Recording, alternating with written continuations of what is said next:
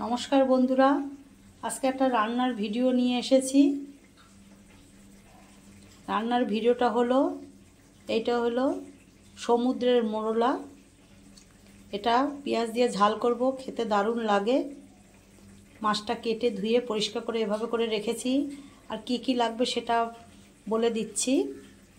এখানে লাগবে টমেটো, একটা টমেটো কুচানো, এখানে একটা বড় পেঁয়াজ কুচানো, রসুন কুচানো, কাঁচা লঙ্কা কুচানো।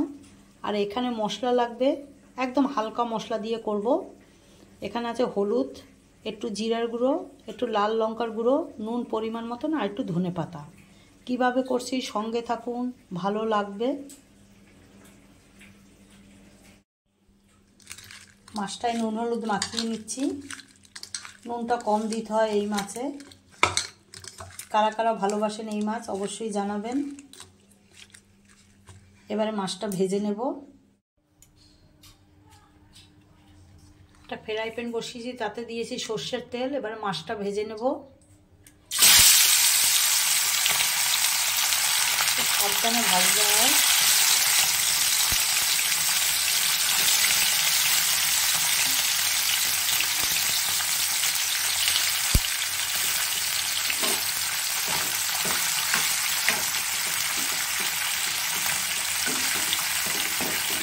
লাল করে ভেজে মাছটা তারপর রান্নাতে আসবে। আমার মোরলা মাছটা ভাজা হয়ে গেছে। এবারে তুলে নেব মাছটা।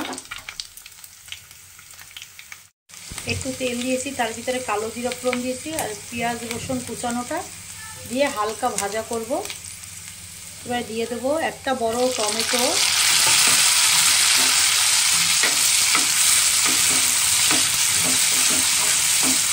টমেটোটাও নরম হবে একটু, পরে মশলা দেবো। টমেটোটা নরম হয়ে গেছে। এবারে দিয়ে দেবো এখানে লঙ্কার গুঁড়ো, হলুদ, নুন, জিরার গুঁড়ো একসঙ্গে দিয়ে অল্প জল দিয়ে দেবো, নাহলে মশলাটা পুড়ে যাবে। এবারে যত সুন্দর কষানো হবে ততই খেতে ভালো হয় এই মাছের ঝালটা।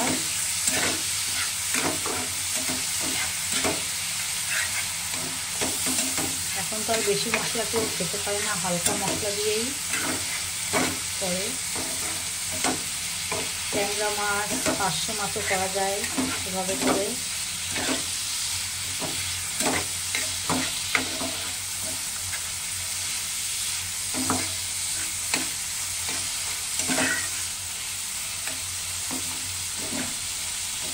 একটু সময় দিয়ে কষাতে হবে, অল্প অল্প জল দিয়ে দিয়ে।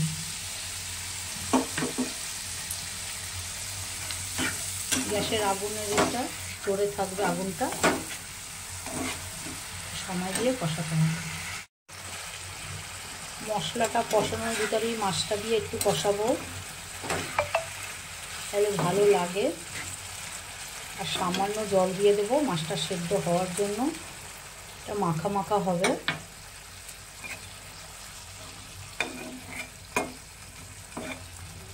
অবশ্যই ধনেপাতা দেবেন।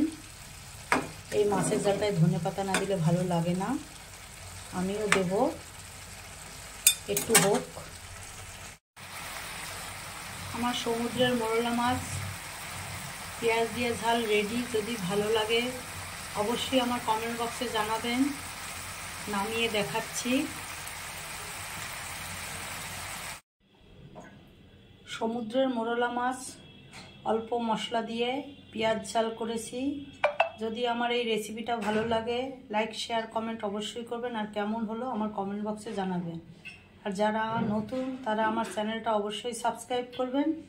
এখন এই পর্যন্ত, আবার একটা রান্নার ভিডিও নিয়ে আসবো। ভালো থাকবেন, সুস্থ থাকবেন।